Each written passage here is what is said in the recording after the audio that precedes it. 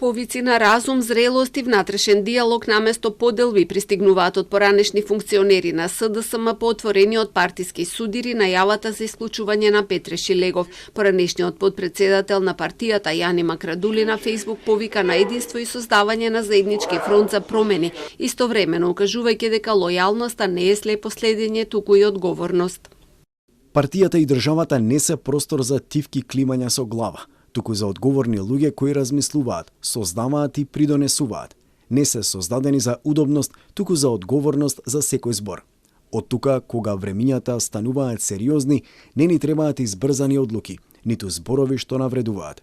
Тешките муабети не смеат да бидат катализатор за раслојување, туку простор за зрел диалог. Од СДСМ пак и денеска обвинија дека постои организирана платформа за внатрешно уривање на партијата, зад која стои владеачката партија.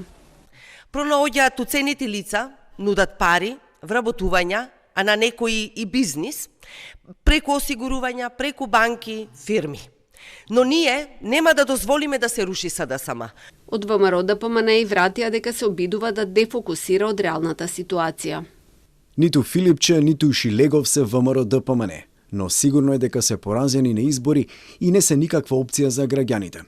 Заеднички именител име што народот ги знае добро и не се алтернатива, ниту можат да направат нешто добро за државата, освен да ја заглават да не може потоа со години да се одглави. Меѓусебните обвинувања дека работат за ВМРО ДПМН е за да избегнат кривичен прогон, Филипче и Шилегов ги почнаа по шпекулациите дека во СДСМ се подготвува фракција. Се интензивираа деновиве откако екс-градоначалникот на Скопје јавно кажа дека одредена групација во партијата ќе побара од раководството да се повлече, пошто следеше одлука на извршниот одбор за негово исклучување од партијата.